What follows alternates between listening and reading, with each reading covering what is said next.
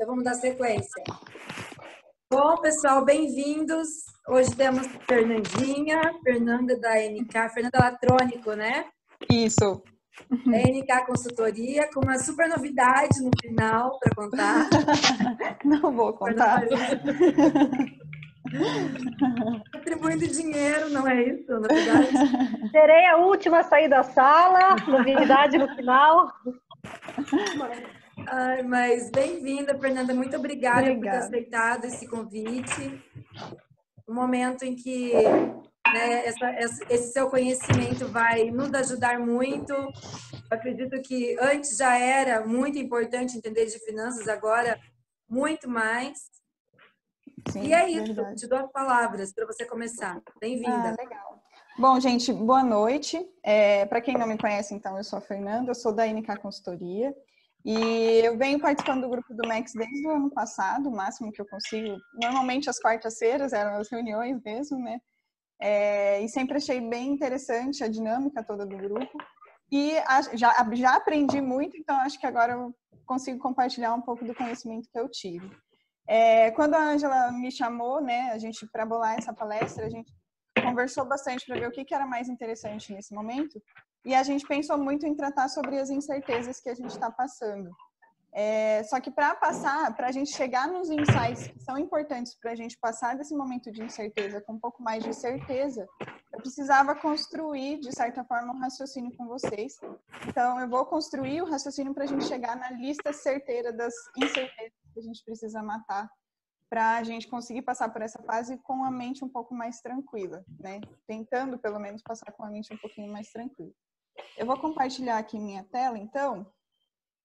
Eu não sei como é que tá aí para vocês visualizarem. Tá certinho? Tá aparecendo a apresentação? Tá. Sim. Tá. Eu peço que quem tiver com o fone ligado, se puder desligar, porque eu fico ouvindo aí, às vezes eu acho que vocês querem falar alguma coisa comigo, e aí eu vou querer ficar parando para ouvir vocês. Mas quando vocês tiverem alguma dúvida real, daí vocês abrem o fone e podem perguntar que eu vou estar à disposição. Então, vamos lá. Como que a gente pode preparar as finanças da empresa para esse momento de incerteza que a gente está passando? Na verdade, a preparação ela já deveria ter sido feita antes. Então, mais do que preparar para esse momento que a gente está passando, a gente tem que pensar nesse momento pós que a gente vai voltar e esse final que a gente ainda não sabe quando vai acabar, né? A gente não sabe quando vai acabar esse momento de incerteza que a gente está passando. Então, aqui é uma breve explicação sobre a NK Consultoria, depois eu posso disponibilizar essa apresentação para quem quiser, então vocês não precisam ficar anotando tudo, eu posso mandar lá no grupo em PDF para vocês. Então, a gente é da NK Consultoria e nosso principal objetivo sempre foi dar poder para os nossos clientes conseguirem tomar decisões financeiras e estratégicas de uma maneira mais eficaz. Então, a gente sempre trabalhou em cima disso, e até por a gente estava conversando com a Mafalda antes, foi por isso que nesse momento de pandemia a gente não parou os nossos trabalhos, né, até se intensificaram de certa forma. A gente conseguiu ajudar bastante os nossos clientes a passar por esse momento de uma maneira um pouquinho mais tranquila, trabalhando principalmente com projeções, né? Essa aqui é um pouquinho da nossa equipe. Então, tem o Iago, o Anor, o Nicolas, a Laura e o Maurício. Então, a gente tem 2 engenheiros, um contador, um administrador. O Maurício também é administrador e o Anor, que é um instrutor de cursos, que também é bem bacana, o que a gente pode pensar nos próximos momentos. Então, vamos lá. Se a gente não pode medir, a gente não pode gerenciar. Essa é uma das frases mais comuns para quem trabalha com finanças, né? A gente sempre precisa medir para conseguir gerenciar. Se a gente não está medindo, a gente não está gerenciando nunca. Então, quando a gente parte desse raciocínio, a gente vê a importância que a gente tem a organização financeira. Porque a chance de você conseguir medir sem ter uma organização financeira interna é muito baixa. Ou você vai ter muito trabalho para conseguir medir a hora que você precisa. E aí, oi? Me ouvi, não... Oi. Acho que tem alguém com o fone ligado ainda. Não sei. Então, assim, quando a gente não mede, a gente pode estar tomando decisões erradas, a gente pode estar tomando decisões precipitadas, a gente pode estar num estresse muito maior do que o que a gente precisava ter, simplesmente pelo fato de a gente não ter informação, né? E a gente tem níveis de organização que levam a gente a medir. Então, a gente sempre tem um nível operacional financeiro, que é aquele tesoureiro que paga, que não deixa a conta atrasar, que decide qual conta que vai pagar primeiro. E a gente tem um nível estratégico financeiro, que é a hora que a gente, de fato, para analisar o que está acontecendo e tomar a melhor decisão, né?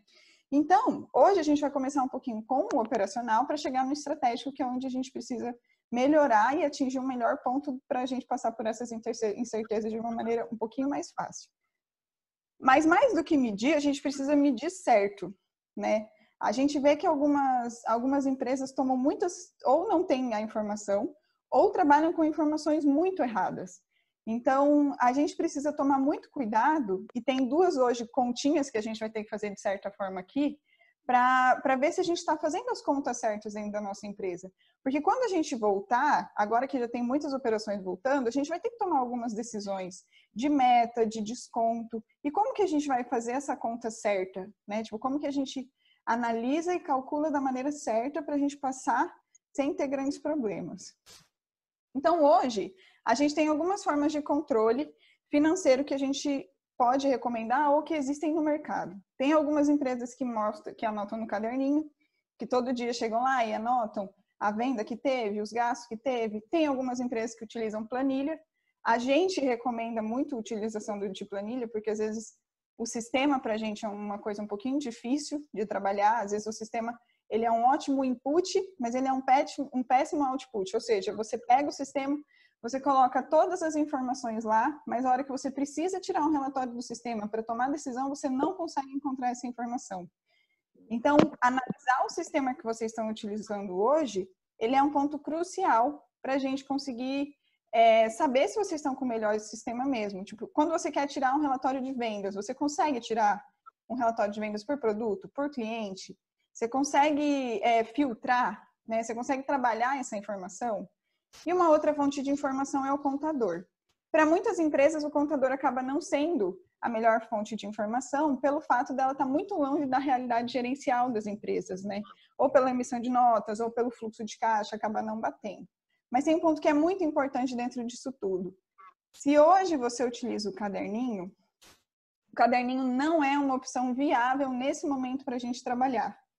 Se você utiliza o caderninho para fazer esses controles, significa que você já tem um certo cuidado com as finanças da sua empresa, mas você não consegue trabalhar com as informações.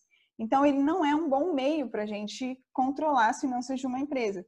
E quando eu digo empresa, não precisa ser uma empresa estruturada, com filiais, que nem a Miss Laura, por exemplo. Pode ser uma empresa pequena, tipo, todo mundo que trabalha, como, por exemplo, manicure, revendedores, que a gente tem algumas revendedoras no grupo. Essas pessoas, a maioria delas acaba controlando no caderninho. E não é interessante, porque daí a gente não consegue entender e não consegue trabalhar as informações na hora que a gente precisa trabalhar com elas. Então, se hoje você trabalha com o caderninho, tenta passar essas informações para o Excel de alguma forma. Tenta passar as informações para o Excel de alguma forma, porque isso vai ajudar a hora que você precisar fazer uma consulta ou precisar levantar algumas informações que tem. Eu acho que é a Vivi que está com o microfone ligado. Oi? Tá, tudo bem. Deixa eu passar aqui. Então, como que a gente controla hoje? Qual que é a maior dica que a gente pode levar nesse momento? Se você trabalha com caderninho, tenta dar um próximo passo para a planilha. Se você utiliza a planilha, tenta pegar uma planilha que dê o maior número de informações que você precisa para a hora que você precisar tomar uma decisão. Se você utiliza um sistema, tenta tirar essas informações do sistema e verificar quais são a qualidade dessas informações. Se você, de fato, consegue tirar todas as informações que você precisa do sistema. Se hoje você não conseguir por alguma razão, aí você pode recorrer, por exemplo, a estudar um pouco mais o sistema, a tentar conversar com o pessoal do sistema para pedir novos relatórios, que é o que normalmente a gente faz. E se de alguma forma isso não funcionar, o que normalmente a gente faz com os clientes é utilizar o sistema somente para vendas e utilizar a planilha para controles de gastos e despesas que a gente tem. Porque é muito difícil a gente encontrar um sistema que comporte todas essas informações de uma maneira que de fato seja útil para a gente depois. Que de fato a gente consiga tirar essas informações depois. Né? Então, essa é a principal o principal como que a gente tem aqui. E aí, para a gente, partindo desse princípio, do que eu estava falando da parte operacional, a gente precisa conceituar alguns pontos para a gente se alinhar a hora que eu trouxer os nossos pontos de melhoria lá no final. Então, o primeiro deles é a gente entender o que são custos. Eu não sei se alguém quer arriscar em trazer para mim o que são custos na empresa, um conceito dessa informação, mas, no geral, quando a gente pergunta o que são custos, as pessoas vão falar, é o que eu paguei, é o meu fornecedor, é água, luz, telefone. Tudo isso são exemplos, né, de custos, mas a gente acaba negligenciando um pouco o conceito. Então, o conceito de custos, eles são todos os valores que foram pagos ou não e que deixam a empresa definitivamente no momento da ocorrência. O que isso significa? Significa que não tem relação nenhuma com o caixa. O que a gente está tratando são, por exemplo, vamos pensar no 13º do nosso funcionário. Quantas vezes por ano a gente paga o 13º? A gente paga normalmente metade em novembro, metade em dezembro. Mas quando que a gente começa a dever o 13º? A gente começa a dever o 13º todos os meses. Em janeiro a gente já está devendo 1/12 do 13º. Então, em janeiro a gente precisaria alocar esse custo do 13º. Porque se a gente não estiver alocando ele ali, quando a gente olha o nosso caixa no fim do mês e a gente vê aquele dinheiro ali, a gente fala, nossa, sobrou tudo isso de dinheiro. Só que não, boa parte daquele dinheiro que está ali ainda não é seu. Então, quando a gente entende que custos é o que vai embora e que não volta, de certa forma, ou seja, que a gente não substituiu por nada, não é um bem que a gente comprou, não é uma mercadoria que a gente comprou, a gente entende que são os custos que a gente precisa controlar. Eu trouxe um exemplo que talvez fique um pouquinho mais fácil. Eu tenho aqui uma loja de roupas, né? Eu comprei 1.000 camisas a R$4 cada. Como que eu paguei essas 1.000 camisas? Eu paguei por 2.000 no primeiro mês, 1.000 no segundo mês e 1.000 no terceiro mês. Quando eu falo que eu paguei essa mercadoria, eu estou tratando de fluxo de caixa. Fluxo de caixa é uma das preocupações que a gente tem hoje por conta desse coronavírus todo aí. Esse é um dos problemas que a gente tem. Mas qual que é o custo que eu tive nesse período? Eu ainda não sei qual é o custo, porque a partir do momento que eu comprei as camisas, eu dei R$1.000 para o meu fornecedor e dei R$4.000 para o meu fornecedor e peguei R$4.000 em camisa para mim. Então, teoricamente, eu não fiquei menos pobre, né? Eu não fiquei mais pobre. Eu troquei o dinheiro por um bem. Toda vez que eu troco dinheiro por um bem, isso ainda não é custo. Ele é custo quando ele vai embora. Então, nesse exemplo aqui, vamos supor que eu vendia R$10 cada camisa. Então, eu vendi, no mês 1 eu não vendi nenhuma camisa, no mês 2 eu vendi R$7.500 em camisa, no mês 3 eu vendi R$2.500 em camisa. Quais são os custos que eu tive no mês 2 e no mês 3? O custo que eu tive nessa operação? Alguém se arrisca a passar para mim? No mês 2 eu vendi 750 camisas, e no mês 3 eu vendi 250 camisas, ou seja, eu vendi as minhas 1.000 camisas. Então, qual que foi o meu custo? O que saiu da minha empresa e não voltou mais no mês 1? Se eu não tive nenhuma venda. Se eu não tive nenhuma venda no mês 1, o meu custo é 0. Eu não tive custo na minha empresa no mês 1, porque no mês 1 eu só entrei um monte de camisa e não saiu nenhuma camisa do meu estoque. Então, eu ainda estou com custo de 0. No mês 2, eu tive um custo de R$3.000. Esse custo de R$3.000, ele vem da onde? Ele vem dos R$4 que eu paguei na minha camisa, considerando as 750 camisas que eu vendi. E da mesma forma eu faço para o mês 3, que eu tive um custo de R$1.000 e eu gastei R$4 nas 250 camisas que eu vendi. Então, o que a gente entende aqui?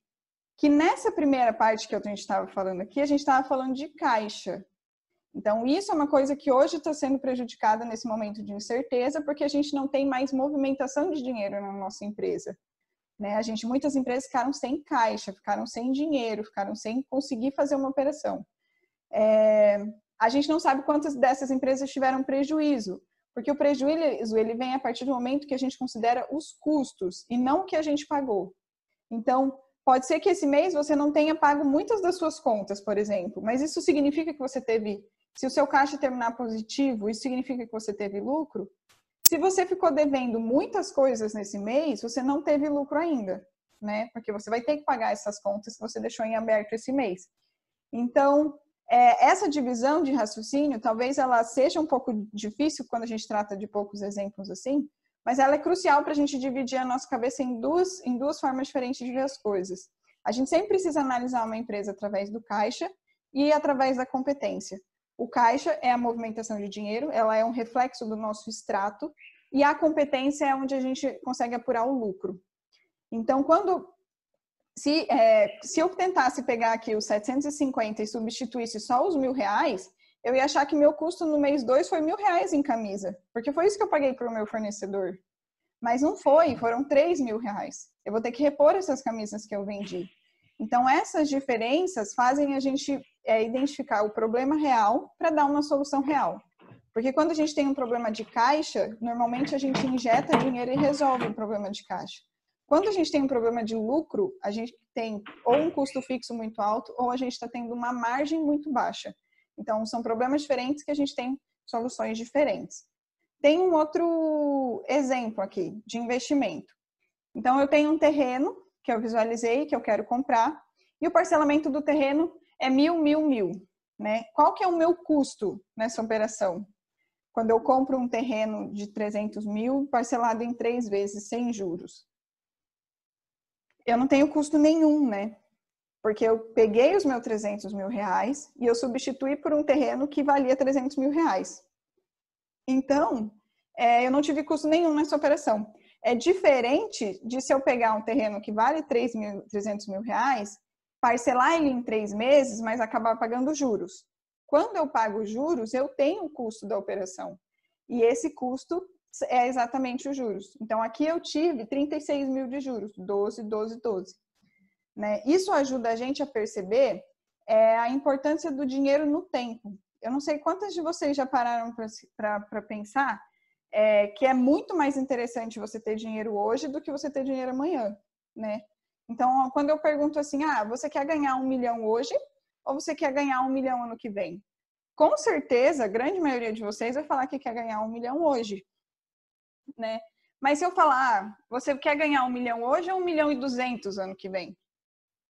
Algumas talvez não tenham tanta certeza de qual informação vai pegar, né? De, putz, mas eu vou ganhar 200 mil, mas eu vou ter que esperar 1 ano para ganhar esses 200 mil. Será que vale a pena ou será que não vale a pena? Então, esse raciocínio do dinheiro no tempo, que é quando a gente prefere pegar o dinheiro, colocar o dinheiro na nossa mão hoje do que amanhã, ajuda a gente no raciocínio de parcelamento com o fornecedor. Muitos dos clientes que chegam para a gente acabam tendo o grande objetivo de pagar os fornecedores à vista. Não, porque eu quero chegar no nível de comprar todas as minhas mercadorias à vista, porque daí eu não tenho que ficar negociando boleto, porque daí eu não tenho que ficar me programando parcelamento, porque daí eu vou ter muito mais poder de compra. A gente fala, pera lá, quanto que seu fornecedor dá de desconto quando você compra à vista, né? Se ele não der um super desconto à vista, não vai valer a pena você fazer pagar à vista. Vai valer a pena você continuar parcelando, né? Porque a gente, de novo, volta para o raciocínio. Você tem o dinheiro hoje que você não vai pagar para o fornecedor. Então, é muito melhor você ter o dinheiro hoje, pagar seu fornecedor amanhã, do que você pagar seu fornecedor hoje. Então, esse raciocínio, ele precisa ser levado muito para a nossa vida. A gente vê que hoje, a taxa Selic, ela está uma taxa Selic muito baixa. A taxa Selic, ela é a taxa base de juros da economia do Brasil. A gente chegou a ter taxas de 15% ao ano. Hoje, a gente está com uma taxa de 3,75% no ano. Então, é muito baixa a taxa que a gente tem, histórica, assim. E essa taxa baixa significa que o risco que a gente tem, o retorno que a gente tem sobre o dinheiro que a gente vai investir sem risco é muito baixo também. Então, no geral, hoje está valendo pagar as coisas mais à vista do que parcelado. Porque qualquer desconto que o fornecedor te der acima de 0,34% ao mês, vai valer a pena você pagar à vista, do que você deixar esse dinheiro aplicado em qualquer lugar. Ele não vai render mais. Mas isso é para quem está escolhendo entre pagar o fornecedor e investir. Quem está escolhendo pagar entre o fornecedor e pagar outra conta com outros juros, ou pagar o fornecedor e pagar uma dívida, precisa pegar os juros dessa outra operação para levar em consideração nessa tomada de decisão de pagar à vista ou não. Nesse momento que a gente está passando, o principal ponto quando a gente entrou para falar com os nossos clientes, para a gente passar por esse período, foi: vamos fazer uma projeção. Então, essa é a principal recomendação. Faz uma projeção de todas as linhas da sua DFC ou da sua DRE. Projeta o quanto você pretende receber nos próximos meses. Projeta o quanto você tem a pagar de fornecedor nos próximos meses. O seu aluguel, água, luz, telefone.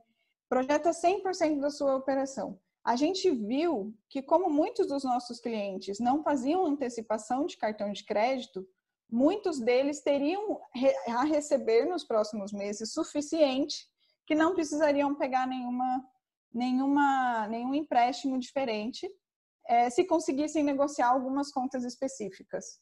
Então, esse é o ponto. Se vocês ainda não chegaram a fazer nenhuma projeção dos próximos meses, esse seria o principal ponto de partida. Porque a gente precisa saber o quanto a gente tem a pagar nos próximos meses para conseguir saber o quanto a gente precisa receber, né? Não adianta a gente, que nem, voltando à frase inicial da apresentação, né? A gente precisa medir para gerenciar.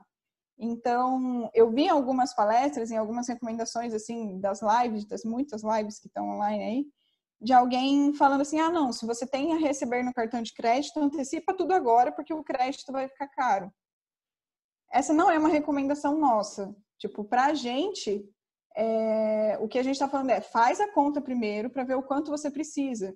Porque às vezes você não precisa antecipar. O dinheiro que você tem a receber de cartão de crédito vai conseguir fazer você chegar até o fim do período sem grande esforço, sem grandes perdas, assim, né? Todo mundo vai ter redução de caixa, mas talvez a gente não tenha uma dificuldade muito grande de passar por isso. Então, a projeção, ela é o primeiro passo. Não precisa ser uma projeção, gente, muito estruturada. Você pode fazer uma projeção muito parecida com uma estrutura dessa aqui que eu fiz. Entra lá na maquininha de cartão, vê o quanto vai receber agora em maio, vê quanto vai receber em junho, vê quanto vai receber em julho.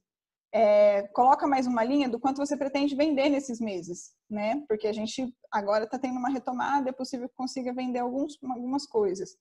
Coloca na linha de baixo o quanto vocês têm de fornecedor e de contas para pagar nesses meses. E vê se a conta fecha.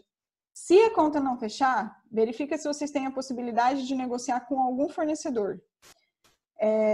Desde aluguel, que foi uma das principais recomendações que a gente deu para negociação, com fornecedores, verificar tudo que vocês têm de mensalidade, então, de serviços que recorrem de mensalidade, sistemas, consultorias, contadores, tentar negociar para diminuir as parcelas nesses 3 meses e jogar lá para voltar a pagar o dobro em setembro, outubro, novembro, por exemplo, para fazer a conta fechar.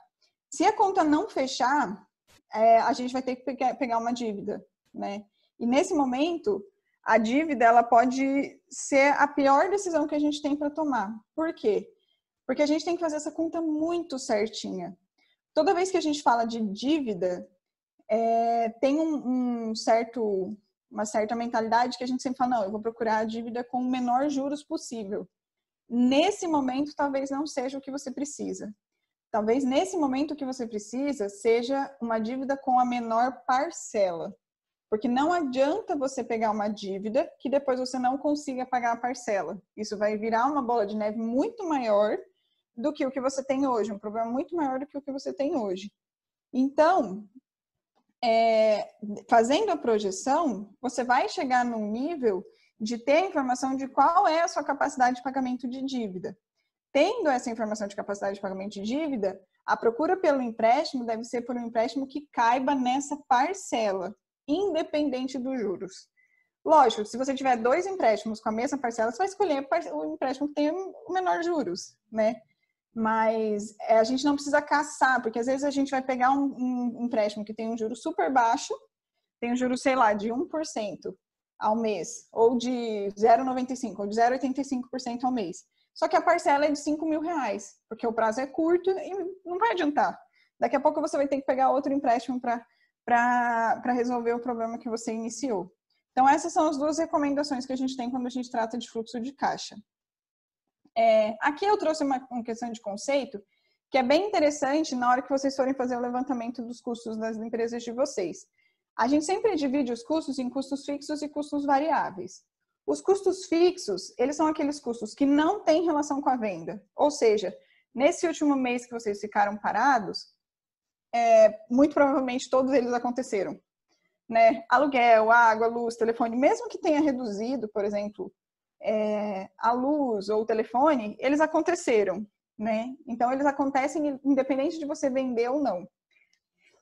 Eles acontecem mesmo que a venda seja zero e eles não são diretamente relacionados à venda. Então, se você aumenta a venda, eles não aumentam diretamente proporcional. Eles podem aumentar, por exemplo, quando a gente vende mais, a gente pode talvez gastar mais telefone, não sei se para algumas empresas isso ainda faz sentido, mas ele não é diretamente proporcional.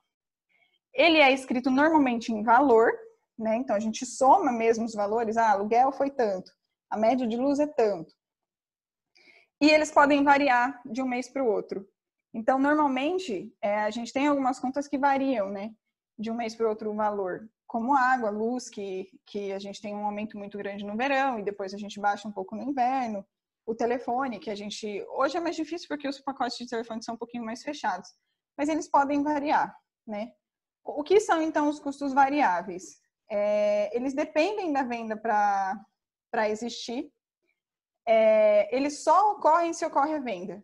Então, o que isso significa? Quando você vende, você gasta... A primeira coisa que acontece quando você vende e você emite uma nota fiscal é que você já deve o imposto, né? Você nem recebeu, às vezes, do cliente, porque o cliente passou no cartão de crédito, mas o imposto você já deve. Quando você vende, muitas vezes você já deve de cara a comissão para o seu vendedor. Às vezes você nem recebeu e você já está devendo a comissão para o seu vendedor. Tem alguns acordos que acabam acontecendo dessa forma. E quando você vende, o principal custo para quem trabalha com produto é que quando você vende, o seu produto saiu do seu estoque. Então, ele passa a virar um custo, né? Porque enquanto seu produto estava no seu estoque, ele era um bem seu. Então, quando você vende, o seu produto saiu do estoque. Quando a gente trata de camisas, é mais fácil você verificar a camisa saindo do estoque, né? Mas quem trabalha com produção, que nem, por exemplo, a Stephanie e a Nice, que compram vários produtos para produzir, vender uma coisa fixa, uma coisa pronta, isso acontece da mesma forma, né? Mesmo que sejam produtos perecíveis. Por isso que, para esse tipo de ramo, a ficha técnica é tão importante. Porque é a ficha técnica que traz o custo do produto que vai ajudar a gente a fazer os cálculos lá na frente de desconto e de ponto de equilíbrio. São essas informações. Quem presta serviço, normalmente os custos variáveis são mais baixos e os custos fixos são mais altos. Então, a Tati, por exemplo, que nutre, muito provavelmente os custos variáveis delas acabam acontecendo só impostos e taxas de cartão de crédito, e taxas de boleto, sem ser ou um comissionamento para alguém, às vezes, pode ser, às vezes, plano de saúde, alguma coisa assim que cobre alguma taxa. Isso tudo é custo variável, mas, no geral, a maior parte dos custos são custos fixos. Eles são diretamente relacionados com a venda, então, normalmente, são os custos que aumentam diretamente. Se você vende R$100, você gasta 5, e se você vende R$200, você gasta 10. Eles, normalmente, são escritos em percentual.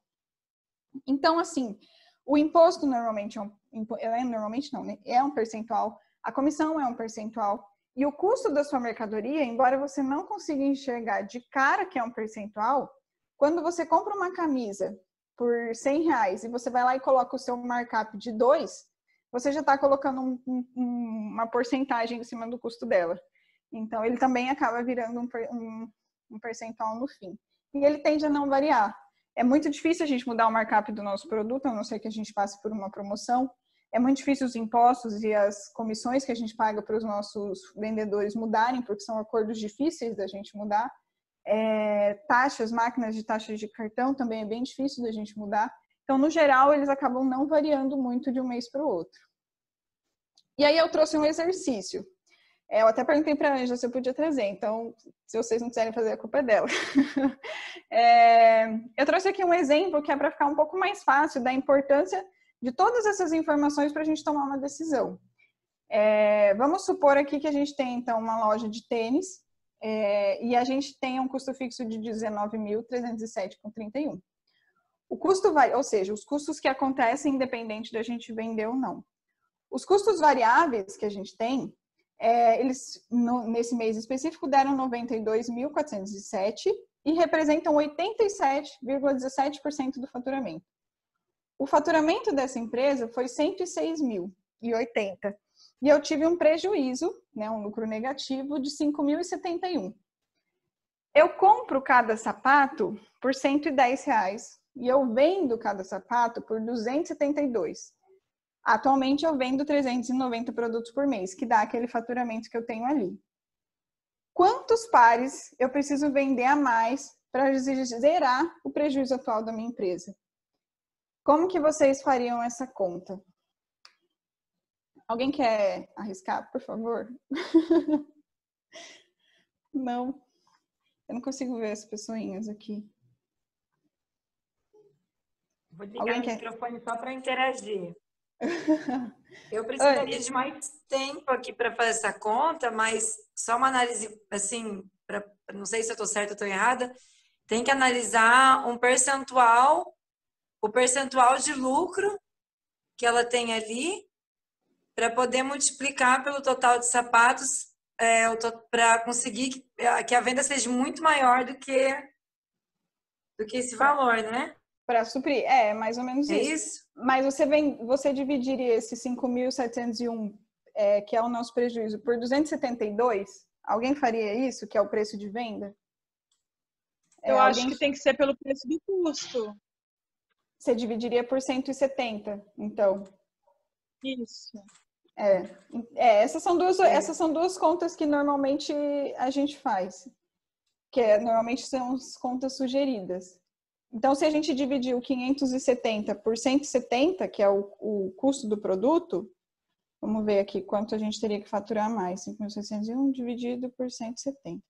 A gente teria que faturar só 33 sapatos a mais. Então, se a gente vendesse mais 33 sapatos, eu não sei quem que estava falando, se era a Vivi. Mais 33 sapatos não teria prejuízo. Isso.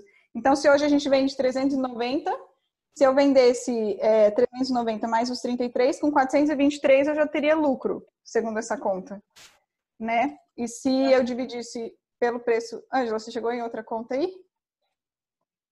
Não, eu estou só acompanhando. Bom, a conta, essa é a forma do ponto de equilíbrio. Essa é uma fórmula, porque quando a gente fala que a gente quer zerar o nosso lucro, a gente não quer ter nem lucro e nem prejuízo, a gente está falando de ponto de equilíbrio. Então, essa fórmula é uma fórmula simplificada do ponto de equilíbrio. Essa é uma fórmula que vocês precisam levar para a vida de vocês.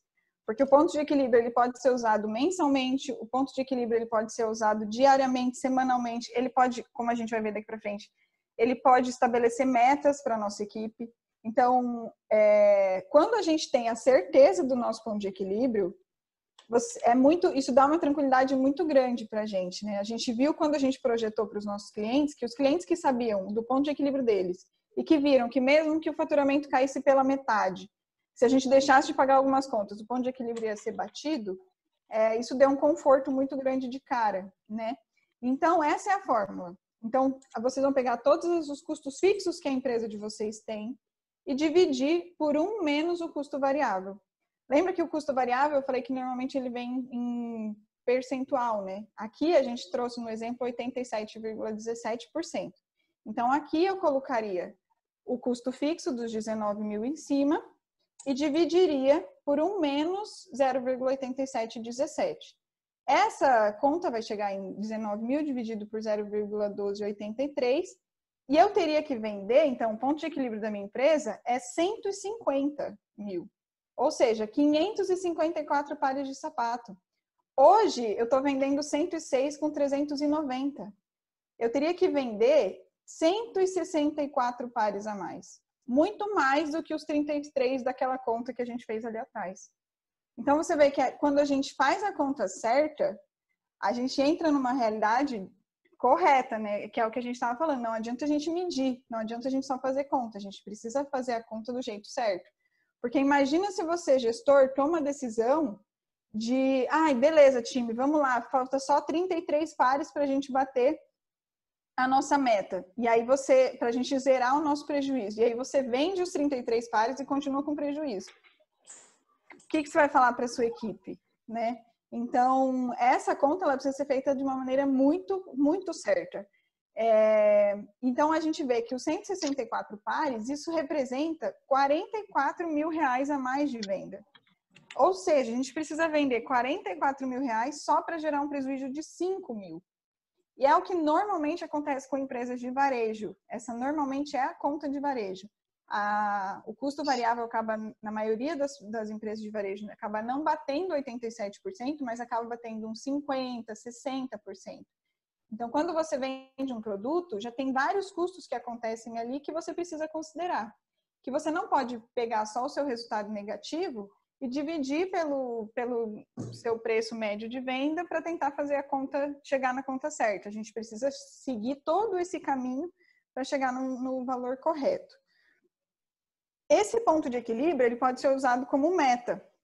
Então, quando a gente pega aquela fórmula simplificada e em cima inclui o lucro em valor, ou seja, a gente soma todos os nossos custos fixos. Os custos fixos da minha empresa deram R$20 mil.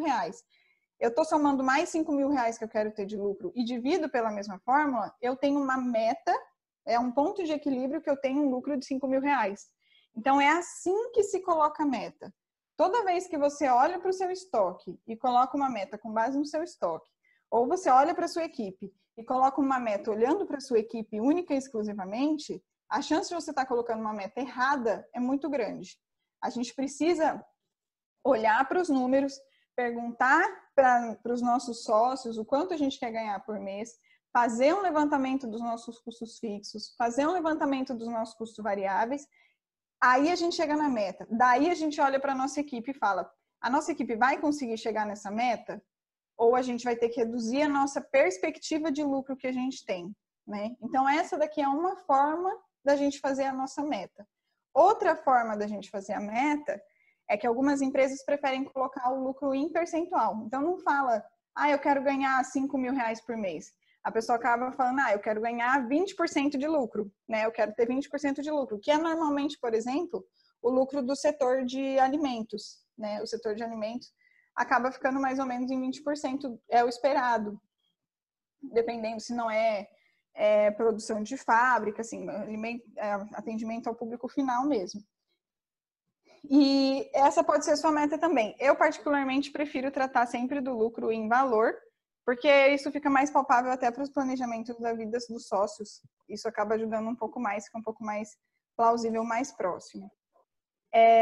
Então, aqui, outro ponto que é bem importante quando a gente trata aqui é a questão do desconto, né? Nesse momento de retomada, a gente precisa ter muito cuidado com os descontos que a gente vai dar. Vai ter muita gente que vai chegar na loja, vai bater um desespero e vai falar, meu Deus, eu preciso vender tudo que eu tenho aqui. Como que eu vendo? Né? Tipo, se ninguém está comprando, eu vou fazer uma promoção. Vou dar 20% de desconto para todo mundo e pronto, eu vou conseguir girar meu estoque. A gente não sabe o quanto que isso é bom, porque você precisa dar um desconto que faça sentido para você não estar pagando para trabalhar. Né? Então, qual que é o desconto que faz a gente não pagar para trabalhar? É um desconto que faz a gente pagar pelo menos os custos variáveis da nossa empresa. Esse é o principal ponto. Então, aqui, eu comprei o produto por 170. Se eu vendo o meu produto por 170, eu vou ter prejuízo. Porque quando eu vendi, eu tenho um monte de outros custos variáveis que estão acontecendo, de impostos, de comissão, de taxa de cartão, que eu não estou considerando. Então, eu nunca posso vender o meu produto pelo custo dele, efetivamente. Porque esses outros custos variáveis que acontecem de comissão, de impostos e de taxa de cartão, taxa de boleto, eles não estão sendo levados em consideração. Então, eu estou pagando para vender esse produto, né? Então, a gente sempre deve considerar o percentual, o custo variável. Quando você fizer o levantamento dos seus custos variáveis totais e chegar num percentual, você vai ver que o máximo de desconto que você pode dar é a diferença, essa parte de baixo da fórmula de ponto de equilíbrio. É sempre 1 menos e o percentual do seu custo variável, que nesse exemplo que a gente está tratando aqui, seria os 12,83% que a gente viu lá na fórmula lá atrás. Então, esse daqui, por mais que eu tenha quase um markup aqui de ganho R$100 em cima, esse produto de 272 eu só posso dar 12% de desconto. Se eu der mais do que 12% de desconto, eu vou estar trabalhando, eu vou estar vendendo e não vou ter dinheiro nem para pagar os custos que aquela própria venda gerou para a empresa. De comissão e de impostos e de taxa de cartão e de tudo. Aí você fala, Fernando, mas não é toda venda que eu acabo emitindo nota, ou não é toda venda que eu pago comissão para o meu fornecedor, para o meu vendedor, ou não é toda venda que eu passo no cartão. Tudo bem, então faz um levantamento de quantas vendas você faz isso, né? Quantas vendas você, de fato, passa no cartão de crédito para você considerar os 2 ou 3% da taxa de cartão de crédito que tem ali. Mas levanta essa informação antes de fazer uma promoção. A gente viu que tem muitas empresas que já estão um pouco, pelo tempo que ficaram fechadas, elas já ficaram um pouco preocupadas, né? E aí volta com uma preocupação de medida e acaba tomando decisões sem fazer conta. E aí dá 50% de desconto. E aí isso só vai fazer a sua empresa girar dinheiro e a chance de você não conseguir se recuperar num curto prazo é maior do que simplesmente se você tivesse um pouquinho mais de cautela e vendesse seu produto um pouquinho mais caro, mesmo que vendesse menos, né? Então, precisa ter bastante cautela nesse momento com relação ao desconto, né? E aí, falando especificamente sobre esse momento. Então, eu sei que é bem maçante todos esses conceitos que eu passei até agora. Eu fico à disposição de todo mundo que quiser ajuda para fazer esse levantamento dos custos fixos e dos custos variáveis, porque isso aqui normalmente a gente dá num curso de 4 dias para explicar todos esses conceitos. Então, quem tiver dificuldade, me manda mensagem mesmo, eu estou no grupo do Max. Quem não tiver no grupo do Max e quiser me mandar um Instagram lá, pode me mandar, que a gente vai ajudar de fato a fazer a projeção e a fazer o levantamento dos custos fixos e dos custos variáveis para você conseguir tomar boas decisões. Porque nesse momento, né, acho que essa é uma frase que representa bem esse momento, que é mar calmo nunca fez bom marinheiro. Eu particularmente odeio essa frase, porque parece que a gente tem que sofrer para crescer, né? E mesmo que crescer doa, não gosto muito dessa frase, não. Ela representa muito o que a gente está passando agora. Então, a gente precisa aprender com esse momento. Se a gente não aprender agora, o baque pode ser, o efeito rebote negativo que a gente pode ter lá na frente pode ser muito grande. Então, a gente precisa ter calma nesse mar que não está muito calmo agora, né? E aí, aqui são os principais insights que a gente tem para esse momento. Um resumo de tudo que a gente tem falado até agora. O primeiro ponto para a gente, de quem está retomando e de quem já passou muito tempo fechado ou de quem ainda não conseguiu retomar as atividades, cuida do seu caixa. Olha para o seu caixa com carinho, tenta deixar a maior parte do dinheiro dentro da empresa. Evita, pagar contas desnecessárias só porque você está achando que não vai ficar mal. Não quero ficar mal com o meu fornecedor, eu sempre paguei em dia. Não tem problema, você vai pagar, mas liga, tenta deixar o dinheiro a maior parte do tempo na empresa. Negocia parcelamentos de tudo que você puder para o seu dinheiro ficar mais tempo dentro da empresa. Isso você pode usar para agora, como você vai poder usar para o resto da sua vida.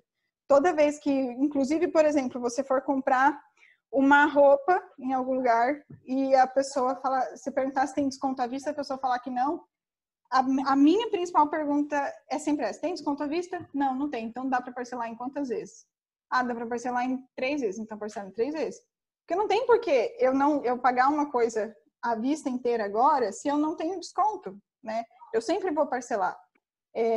Claro que aqui entra uma questão de controle de finanças pessoais, né? Que a gente precisa ter um controle de finanças pessoais grande para ter essa medida, mas eu estou sempre cuidando do meu caixa pessoa física e do meu caixa empresa. Tudo que eu posso parcelar, tudo que eu posso postergar, eu postergo, porque o dinheiro comigo vale muito mais do que o dinheiro com outra pessoa. Eu tenho uma oportunidade, a gente vai ver sobre a reserva de emergência, eu tenho mais oportunidade do que se eu não tiver o dinheiro comigo, né? Outro ponto que eu acabei não falando até agora, mas que é de extrema importância, é a gente analisar as retiradas. Para quem tem empresa de comércio, o primeiro ponto que você precisa olhar hoje para a sua empresa é perguntar o quanto que a sua função, o serviço que você está executando dentro da empresa, custa para a sua empresa. Então, eu sou um financeiro, eu sou comercial, eu sou uma garçonete, eu sou a chefe de cozinha. Quanto que essas funções que você está executando dentro dessa empresa, se você fosse contratar outra pessoa, você pagaria? Essa resposta é o que vai determinar o quanto você tem que tirar da empresa por mês. Esse é o máximo que você pode tirar da empresa. Esse é o seu prolabore. Tudo que você retirar além disso, você está sendo mais caro para a empresa. Então, por exemplo, eu sou uma ótima financeira. Então, eu vou lá na NK e falo, ó, galera, meu salário aqui para eu ser financeira é 10 mil reais. Aí o meu sócio vai olhar para mim e falar, poxa, mas eu contrato um financeiro para fazer o que você está fazendo por 2 mil reais no mercado. Então, eu sou uma pessoa muito cara. Então, para a empresa, é melhor eu contratar alguém que cobre 2 mil e não eu que cobre 10 mil, né? Então, analisar a retirada, ela é importante porque vai fazer vocês olharem o papel de vocês dentro da empresa que vocês estão e também o controle das finanças pessoais de vocês. A gente sabe que nesse momento agora, teve muita gente que conseguiu pessoalmente não gastar muito, até porque nem tinha muito onde gastar, né? Então, é o momento de você analisar o seu comportamento de gasto mesmo da sua vida. Se você perde, se você acaba gastando dinheiro com muitas coisas supérfluas, que não tem muita necessidade. Então, isso pode fazer bastante diferença nesse momento. Para quem é profissional liberal, essa análise da retirada ela é bem mais complicada, porque você acaba sendo a sua própria produção e a chance de você misturar a sua vida pessoal com a vida da sua empresa, que é você, é muito grande. Nesse sentido, é melhor você fazer, às vezes, misturar tudo mesmo, mas fazer um controle muito claro de quais são as contas da sua casa, para você conseguir ter noção de quanto você está ganhando no total, de quanto está sobrando. E se você está fazendo dinheiro suficiente, se você está fazendo atendimento suficiente, se você está cobrando o valor suficiente. Então, todos esses pontos são importantes quando a gente faz a análise da retirada. Ter uma reserva de emergência. Quem tinha reserva de emergência antes de entrar na pandemia, com certeza passou uma quarentena mais tranquila. Com certeza conseguiu dormir, conseguiu curtir a casa, conseguiu fazer o que tinha para fazer em casa sem se preocupar muito, porque tinha reserva de emergência. A reserva de emergência, quando a gente trata para pessoas físicas, a gente normalmente fala de 6 meses do seu custo de vida. Então, quem nunca teve uma reserva de emergência, tem que se planejar em ter. Então, a hora que a gente tiver uma retomada do mercado e a hora que começar a sobrar um pouco de dinheiro, pensa na reserva de emergência e pensa no quanto talvez você tenha ficado preocupado no período que você não trabalhou pelo fato de você não ter caixa em casa, né? De você não ter essa reserva. A reserva de emergência, ela acaba sendo uma reserva de oportunidade também. Porque quando a gente tem esse dinheiro em mãos, por exemplo, se você está fazendo uma reserva de emergência pessoal, é ideal você somar todos os custos da sua casa e pegar pelo menos 6 meses dos custos da sua casa. Mas os custos, sem o lazer. Sem o lazer, sem supérfluo, sem coisas ocasionais. Mas o básico mesmo, são 6 meses. Numa empresa, 3 meses já é muita coisa de custo fixo que a gente consegue passar, porque a chance de a gente ficar 3 meses com a empresa fechada é só se outra pandemia acontecer e ela for pior do que essa, né? Então, 3 meses de custo fixo de uma empresa já é suficiente.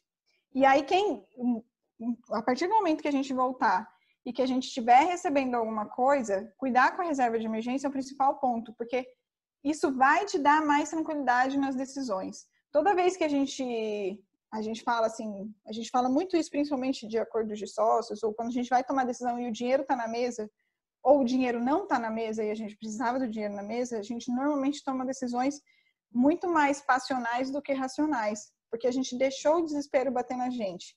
Então, a reserva de emergência ajuda a gente a ser um pouco mais frio.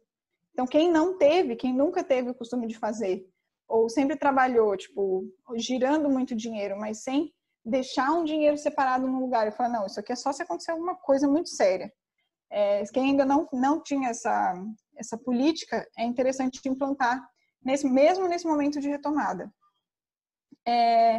Quem ainda não levantou as contas a receber, é super importante levantar. E, como eu falei anteriormente, não precisam antecipar todos os recebíveis de cartão de crédito, a não ser que seja necessário. Então, façam contas antes dessa antecipação, porque a antecipação é cara. Principalmente a antecipação de boleto dá um caos depois se você não recebe o boleto. Então, ela precisa ser feita com muita cautela. E se na sua empresa hoje já é comum ter uma antecipação de cartão de crédito, tipo, tanto que talvez você tenha entrado nessa pandemia sem ter nenhuma conta a receber ali no cartão de crédito, é um ponto que talvez você precise analisar. Porque se o seu custo variável era de 2% de taxa de cartão, quando você começa a antecipar, talvez ele vire 5%, talvez ele vire 6%. Então, é preciso ter bastante cautela nesse momento. Levantar os contas a receber e tentar cobrar. A gente teve bastante casos interessantes dos nossos clientes que conseguiram, de fato, receber de quem estava devendo, por todo mundo entender a necessidade do dinheiro girar na cidade, né? A questão de ter dívidas agora. Esse é um ponto crítico, que é o que eu falei lá atrás também. Se vocês forem decidir sobre dívidas, façam a projeção primeiro. Não peçam dívidas simplesmente porque o desespero está batendo, ou porque eu preciso pagar aquilo amanhã. Tipo, tenha muita cautela, porque a dívida que parece uma solução boa agora, ela pode virar um grande caos em um curto prazo de tempo, se não for feita da maneira mais planejada possível. Então, pensar que a menor parcela nesse momento e uma parcela que caiba no bolso, ela é muito mais interessante do que os juros mais baixos. Quem tem estoque, analisar o estoque agora é super importante também. Porque olhando para o estoque que você vai decidir quais são as peças que são mais fáceis de vender agora, por exemplo. Quais são os produtos que estão encalhados há muito tempo e que eu posso vender pelo custo, pelo preço de custo variável que eu tenho. Quais são os produtos que talvez eu possa aumentar um pouquinho, porque já está na época dele, a gente vê algumas coleções, por exemplo, que deu para fazer isso. Então, analisar o estoque e verificar que se você tiver algumas mercadorias que estão paradas ali há muito tempo, tá na hora de fazer ela girar, é super importante também. Talvez o seu dinheiro, a sua reserva de emergência esteja toda no seu estoque. Então, é um ponto importante nesse momento também. Eu achei que tinha mais um ponto. E era isso, o estoque. Então, é isso, gente. A projeção é o principal ponto para a gente ter menos incertezas, né? Eu acho que a gente pode ter momentos de incertezas fora da nossa empresa, mas dentro da nossa empresa a gente precisa ter certeza do que está acontecendo. A gente nunca pode... É muito mais fácil a gente culpar o universo e culpar todo o mercado externo, sendo que às vezes o problema está nas decisões que a gente tomou, às vezes o problema está na maneira como a gente cuidou das nossas finanças durante o período todo. Então, ter cautela nesse momento é importante. Eu fico à disposição, porque vocês tiverem de dúvida mesmo. A gente está com uma equipe bem legal, por mais que a gente ficou trabalhando 100% aí durante essa quarentena, e a gente está com uma equipe bem legal para ajudar nas soluções desses problemas. E quem tiver qualquer dúvida pode me chamar. Não sei se tem alguém que tem alguma dúvida agora, que queira me perguntar. Nossa, eu falo muito rápido, né?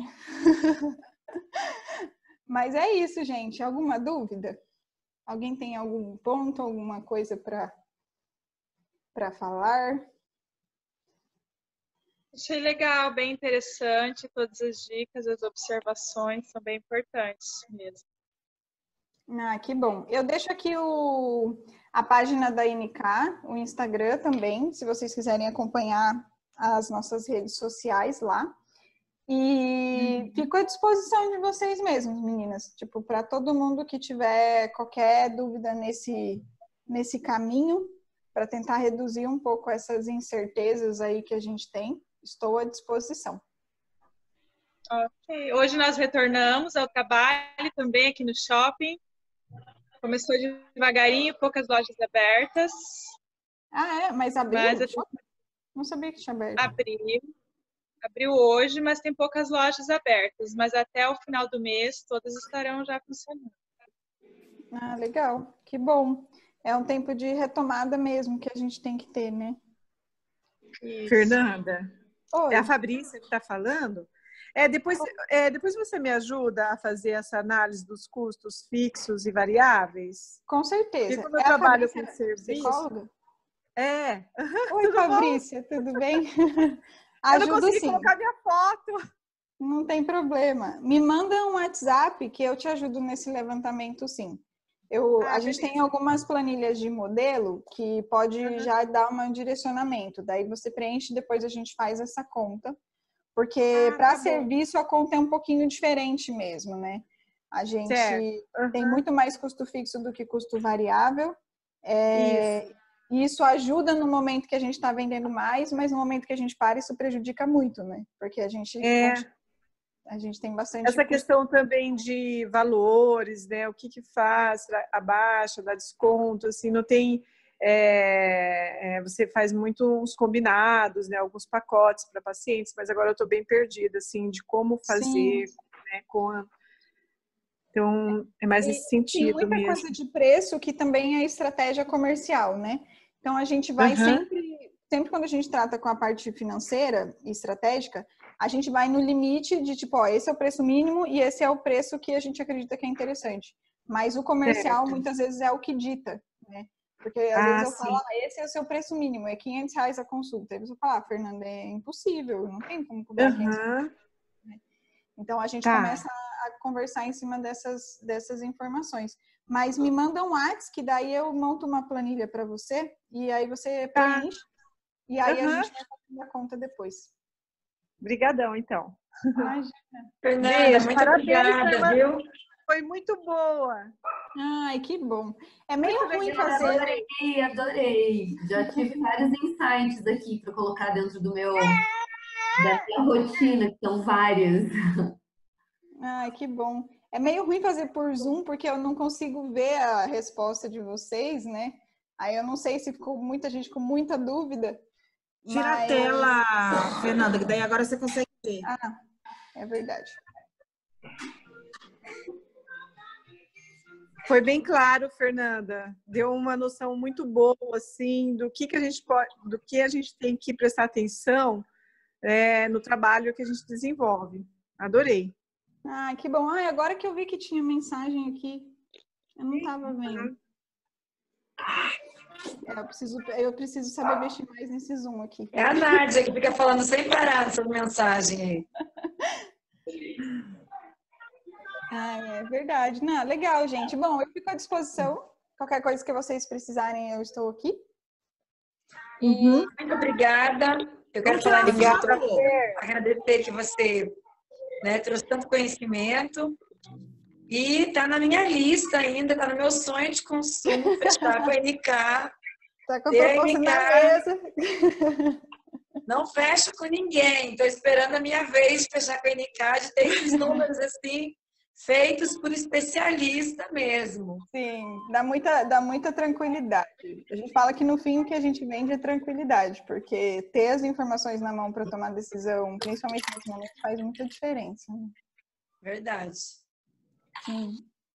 Fer, foi muito bom. Muito obrigada. Obrigada por ter participado, Esther. Da comida para Catarina. Oi, Catarina. Ficou aqui junto. Tá bom, obrigada, Esther. Obrigada a você, Fer. Então, tchau, meninas. Até mais. Tchau. Tchau, pessoal. Obrigada mais uma vez, muito obrigada. Tá gravando ainda. Se você não conseguir ver, aí eu compartilho com você a gravação. Eu não gravei a minha, porque eu achei que ia travar. Tá gravando aqui. Não, daí pode me mandar, que daí eu subo lá no negócio. Tá bom. Oi, Sérgio. Beijo. Eu falei tchau. Então, tchau, gente. Obrigada pela presença de todas. Tchau. Tchau.